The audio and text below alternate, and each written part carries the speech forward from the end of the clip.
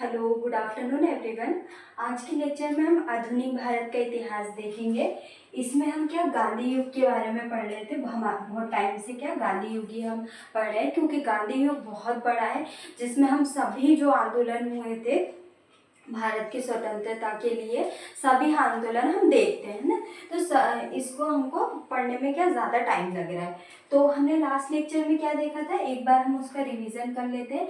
हमने सभी ने अवज्ञा आंदोलन पढ़ा था। सभी ने अवज्ञा आंदोलन का क्या क्या चीज़ें हमने देख ली थी। तो सभी ने अवज्ञा आंदोलन की हमने क्या देख लिया था।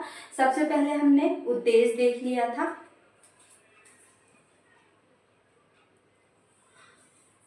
तो उद्देश्य क्या था कि जो अंग्रेजों के द्वारा जो नमक कानून है उसको तोड़ना। तो अंग्रेजों के द्वारा बनाए गए नमक कानूनों को क्या तोड़ना, ये उद्देश्य था। और कारण क्या था कि जो गांधी जी के द्वारा इरविन समझौता हुआ था, उसकी मांगों को ना मानना, ये प्रमुख कारण था। और भी अन्य कारण है, उसमें हम लिख सकते हैं।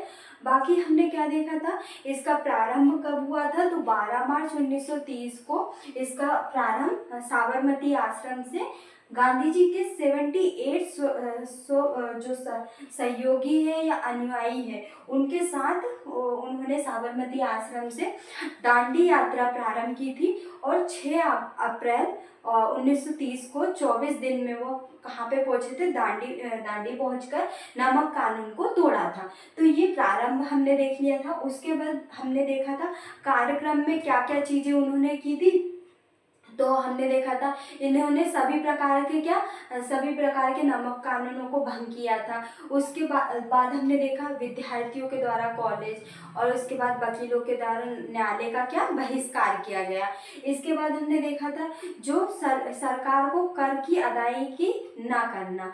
उसके बाद हमने क्या देखा था कि महिलाओं के द्वारा शराब की दुकानों पर धरना देना। तो ये सारी चीजें कार्यक्रम के अंतर्गत ये सारी चीजें की गई थी नमक कानून को तोड़ने के लिए। और विदेशी वस्तुओं की होली जलाना ना, तो ये प्रमुख कार्यक्रम के चलन थे कि हमने कार्यक्रम के अंतर्गत ये सारी चीजें की थी। अब हमको आज के लेक्चर में क्या देखना है कि आंदोलन का विस्तार कहाँ कहाँ पे था। जैसे मैंने आपको बताया था, जो आंदोलन का विस्तार था वो संपूर्ण भारत में था। क्या था, संपूर्ण भारत में इसका विस्तार था। तो हम देखते हैं कहाँ कहाँ पर किस किस लोगों ने इसका नेतृत्व किया था, क्योंकि गांधी जी अकेले ही सब जगह पे नेतृत्व नहीं कर सकते थे। इसलिए हर एक स्थान पे, जैसे हम देखेंगे दक्षिण भारत में किसके द्वारा नेतृत्व किया गया, बम्बई में किसके द्वारा नेतृत्व किया, उसके बाद लाल कुर्ती आंदोलन किसके द्वारा चलाया गया, इसी के अंतर्गत सभी ने अवज्ञा आंदोलन के अंतर्गत। इसके बाद हम देखेंगे पेशावर के क्षेत्र में किसके द्वारा नेतृत्व किया। इसके बाद मध्य प्रांत, महाराष्ट्र और कर्नाटक में, तो मध्य प्रांत मध्य प्रदेश के अंतर्गत आता है। तो हमने ये एमपी की जो हिस्ट्री है उसमें हमने ये सारी चीज़ें पढ़ी है। मैं आपको क्या जो हिस्ट्री का लेक्चर है एक बार और हम अच्छे से पढ़ेंगे, तो स्टार्टिंग से लेके, वैसे तो मेरी जो प्रीवियस लेक्चर है उसमें हिस्ट्री का सब कुछ दिया है, मैंने सारी चीज़ें बताई है। पर क्या जो न्यू अपडेशन के साथ में आपको एक बार और एमपी की हिस्ट्री, पॉलिटी हो गई, ज्योग्राफी हो गई और इकोनॉमिक्स, ये सारी चीज़ें हम एमपी की दोबारा से पढ़ेंगे। और विशेषकर एमपी की जनजातियों को हम स्टार्ट करेंगे, क्योंकि हमने स्टार्ट तो किए थे सीरीज एमपी की जनजाति की, पर हमने कंटिन्यू नहीं कर पाए थे। तो हम इसको एक बार और स्टार्ट करेंगे और मैं उसको आपको कंप्लीट करवाऊंगी। तो सबसे पहले दक्षिण भारत में देखेंगे तो किसके द्वारा किया था, सी राजगोपालाचारी ने क्या किया था, त्रिचिन्नापल्ली, श्री राजगोपालाचारी ने क्या किया था, त्रिचिन्नापल्ली एक स्थान था कहाँ पे, दक्षिण भारत में से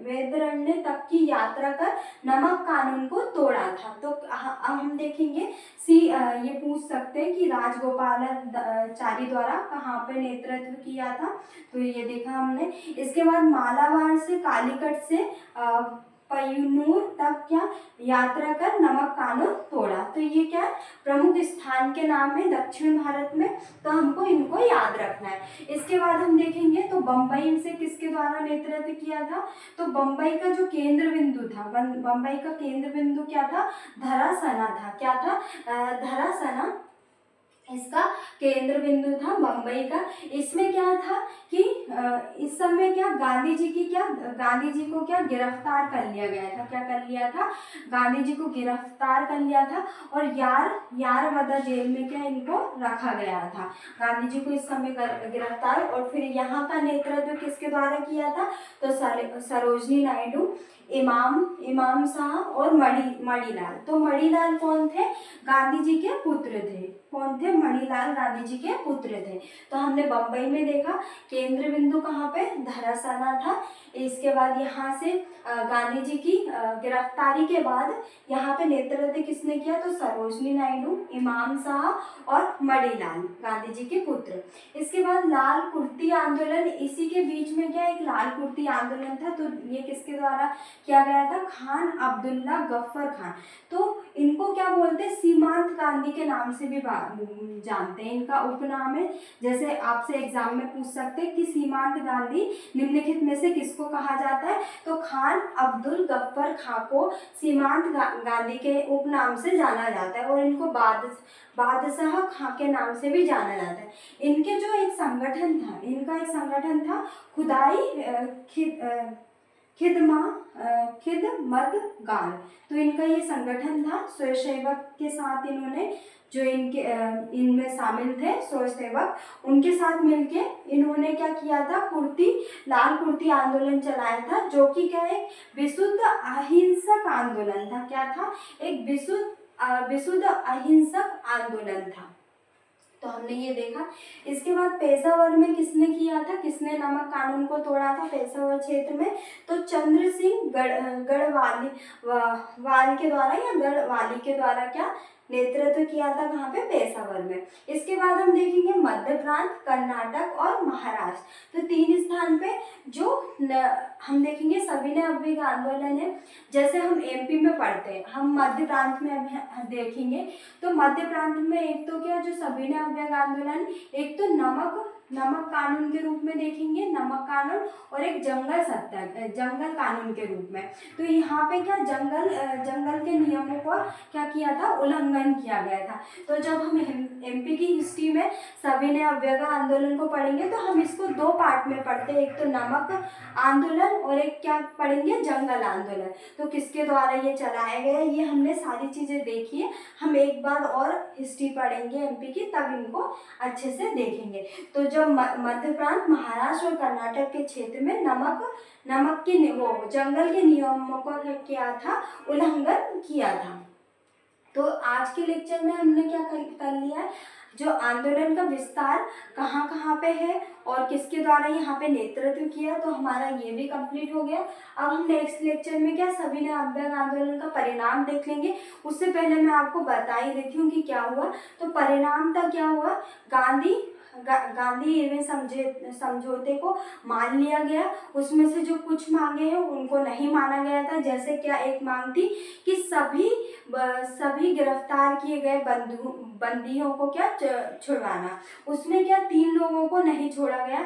एक तो हम देखेंगे भगत सिंह, सुखदेव और राजगुरु को क्या फांसी दे दी गई थी। ये 23 मार्च 1931 की घटना है। और जो आंदोलन था सविनय अवज्ञा आंदोलन, वो हम देखेंगे तो 6 अप्रैल 1930 का आंदोलन है। तो उस समय की ये घटना है। तो तीनों को गिरफ्तारी से छुड़वाने के लिए क्या मना कर दिया था, और बाकी जो सभी जो गिरफ्तार किए थे उनको क्या बाहर छोड़ दिया गया। तो ये जो कुछ मांगे हैं वो इरविन के द्वारा नहीं मानी गई थी। तो हम इनको देखेंगे कि परिणामतः क्या चीज़ें हुई।